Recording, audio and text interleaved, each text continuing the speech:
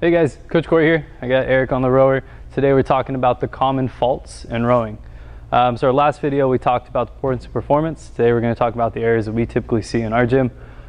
We'll start with the catch. So there's a couple of those. The first one is basically our posture. So you'll see people starting, instead of a nice flat back like Eric has, they'll have a rounded back. So I'll go ahead and show us that.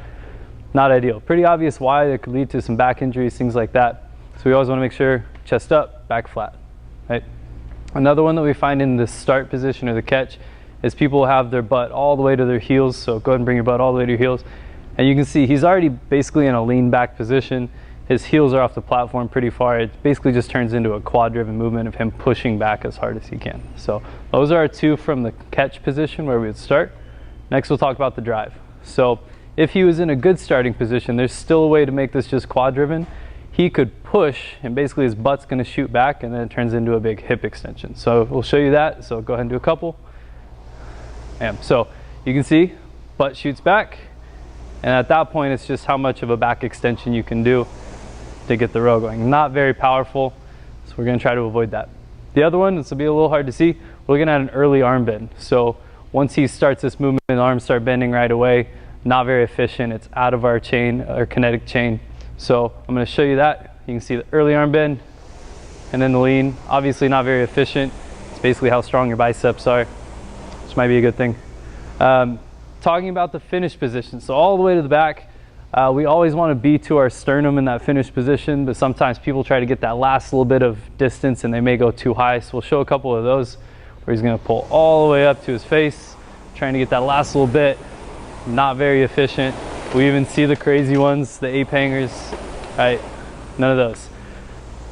The kind of the opposite of that is not finishing the pull. So people may start to drive, and then as soon as they're almost done, they start bringing themselves back in for the next row. So it's kind of not finishing a pull before they start the next one. So we'll show you that. So he's not fully extended in the back position yet, and he's already coming back in and starting his next pull. Obviously it's not very efficient. You can see the handle's not moving very far. He's not going to get much distance or calories on that. The last thing on the recovery, and this is the big one, is when we're all the way in the back position, our recovery is going to be arms first and then our knees bend. Common fault is knees bending first. And you'll see his knees will bend. Now he's got this big speed bump to go over, and he ends up kind of in that butt tucked, butt to the heels position we talked about at the beginning. They go hand in hand with each other. So do one more just like that. See the knees pop up, and then he's got that speed bump, he's got the butt tucked. They all just start kind of adding into each other. The last one, it's mostly kind of about efficiency. It's basically not recovering enough. So if he's taking a 1 second pull out and he's taking a 1 second pull in, he's not going to really have much time for recovery, and he's going to be really inefficient. So we'll show you that. So you can see as soon as he gets out, he's right back in, not very efficient. He's going to waste a lot of time that way. We'll actually show you a couple good ones right now to where it's about a 1 second drive out and about a 2 second recovery in. So it's a lot more efficient. So we'll show you that. He's going to do about 5 in a row. And then nice smooth recovery allows him to catch his breath, kind of reset and make sure he's in the correct positions as we go. Cool. Go and rest.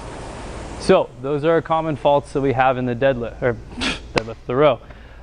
We've talked about the points of performance. We've talked about common faults. We've also got other videos on rowing for calories versus meters, and we've got one talking about how to incorporate those into workouts. Until next time.